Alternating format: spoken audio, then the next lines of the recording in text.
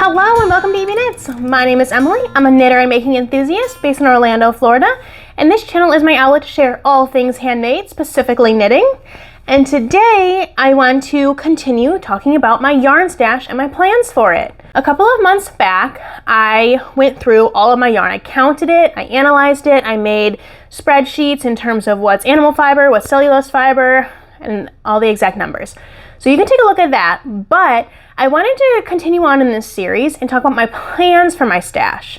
So I think I have 32 planned projects with all of this yarn. And of course I have so many more that I want to make and just don't have the yarn for. I also have some leftover skeins, some skeins that I don't have plans for. But for those that I do have plans for, I wanted to go over and I wanted to show you today. So I've got my computer over here with my Ravelry queue pulled up. I'll insert photos for the projects I want to make.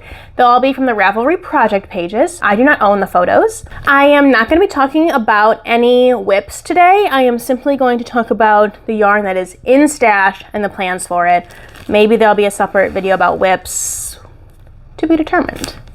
But let's go ahead and get started. So there's no particular order. This isn't 1 through 33 or whatever of the queue. It's simply whatever yarn I pull out first, basically, we'll talk about the project that I have planned for that. So over here, I have We Are Knitters, the cotton. It was on sale. That's why I bought it. I was intrigued by a sale. It's in the colorway terracotta. It's like a rusty orange color. So with this one, I want to make the Afterglow top by Brittany Schumaker. I think it's beautiful. There are 3 different versions of the top. When I first saw it, I thought I would make the simple tunic version, but I like the ruffles bottom and the peplum bottom. I'm intrigued by different styles and silhouettes lately, so I think I might go that route, but who knows, my plans may change by the time I get to this project. But I've got 3 skeins. They are 100 grams each, I believe, so I think it will be enough for the Afterglow, which is just a tank top. So I have, I think, 3 skeins of this cotton. It's in the colorway Flamingo, and it's this pretty light pink color. I want to make a summer secret crop by Jessie with this. I made the secret crop or whatever it's called, the ribbed one. This is the plain stockinette, and my thought is to use whatever I have left to embroider flowers on it in the same color. So it's really like a textured with some flowers on the side or something, to be determined on exactly how that's going to look. But I really do enjoy the look of embroidery, and when it's just not it's not a very high contrast, but it just brings an added element. I think it was Joan Ho did this on one of her simple sweaters. It was like gray and she just embroidered more gray flowers on it. I thought it was gorgeous. So I'm going to attempt to do that when I get around to this. Okay, so this is some sport weight. I got this on Etsy from a shop that was like half off. It is Nature Spun Sport Weight in the color Wine. I really love reds and deep reds. If you saw my color palette video, you know. If you've seen any video, you probably know. I talk about it a lot. I've got 4 skeins of this, and I want to make a ranunculus, a deep red burgundy ranunculus. I love the ranunculus pattern. I haven't made one for about over a year at this point, and I definitely want to make one again. I'm thinking like a holiday fall vibe for this one, and short sleeves because I live in Florida and I never really need long sleeves. So these minis are from Stress Knits. It's the only yarn I've ever purchased from Stress Knits, but I think it's beautiful. It was flowers, zinnias, I think. Oh wait, I have it right here. Yeah, zinnia mix minis on her favorite base, merino nylon, 80/20, 400 yards. I think it's a DK. So I'm gonna select 3 of these colors. I love them all. I'm not sure which ones yet, but I'm just gonna pair it with this solid base. This is from Knit Picks Wool and Cotton. It's a DK. This is wool cotton blend. I'm not worried about mixing it.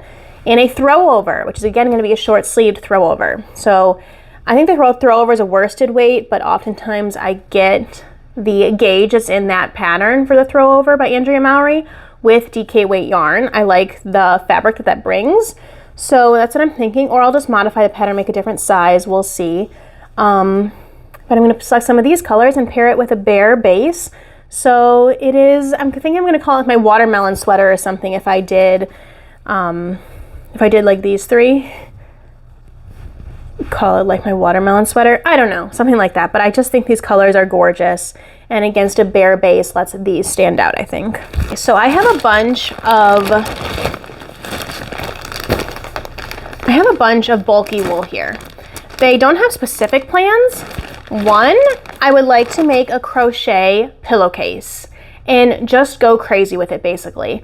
Make it like really freehand and just make the colors that drive me, do different textures and stitch patterns, increase, decrease randomly, and create this gorgeous work of art. So there's no pattern. Loosely, I want to follow One Dog Woof on her blog and on YouTube, has a woven crochet wall hanging, and I want to take that same idea but put it on a pillowcase, and then the back of the pillowcase can all be either stockinette knitting or just some typical regular crochet in the front, be so patterned and textured. So I want to use my wool, super bulky wool for that, and then the rest of it will probably go towards hats for a variety of people or donations, and that's my thoughts for that. So no specific projects.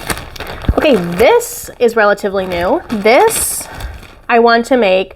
This is Frankie Gray Fibers hand-dyed yarn, sparkle fingering happy face. I want to make the Summer Sorrel by Wool and Pine with this yarn. I think it's just so fun. I've wanted a yellow sweater for a long time, and this is really pretty. I have 3 skeins of this, which should be enough to make my size of the Summer Sorrel. Now over here, I have more Frankie Gray Fiber yarn.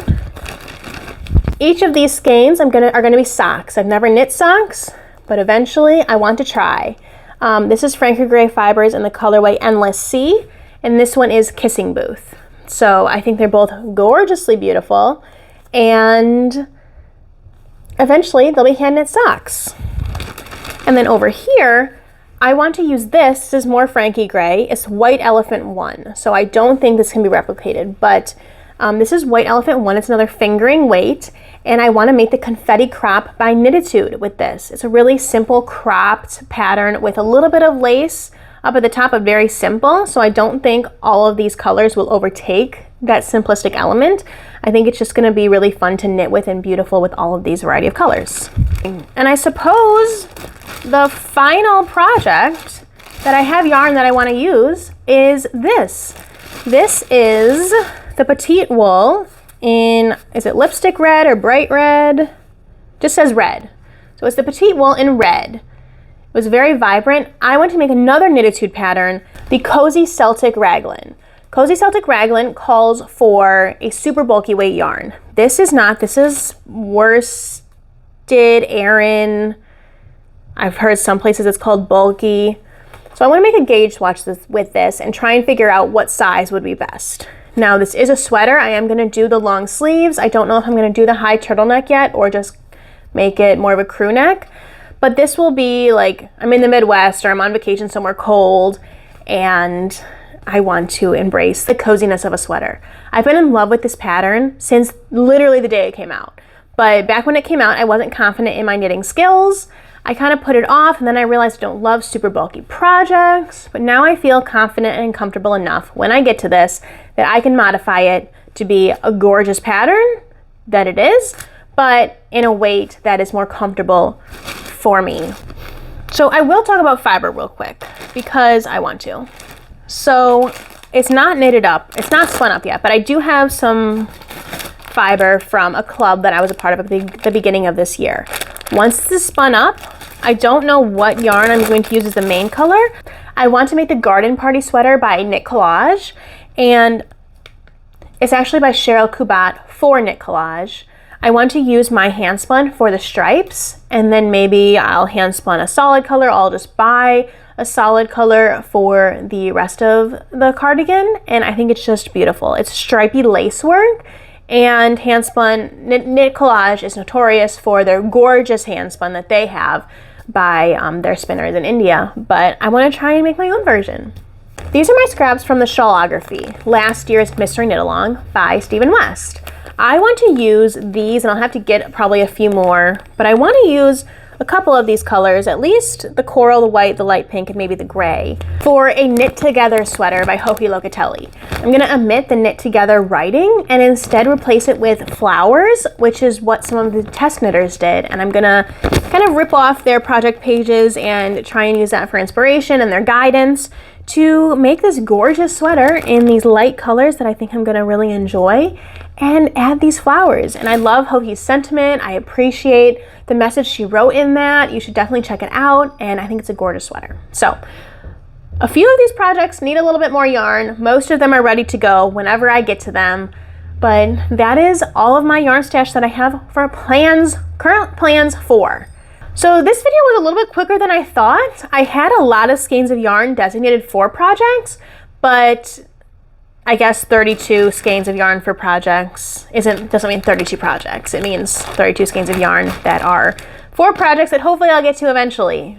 That is all of my yarn stash that I have current plans for. I hope you enjoyed this video. I hope it maybe gave you some inspiration for projects you may want to make, or just analyzing your own yarn stash again. Please leave a comment, and also please like and subscribe to this video. It helps my channel grow and allows me to continue making this content, which I love to do. If you enjoyed this video, check out that last one where my yarn stash analysis, where I just couldn't get over how many skeins of yarn I actually have. Happy making, friends. See you in the next one.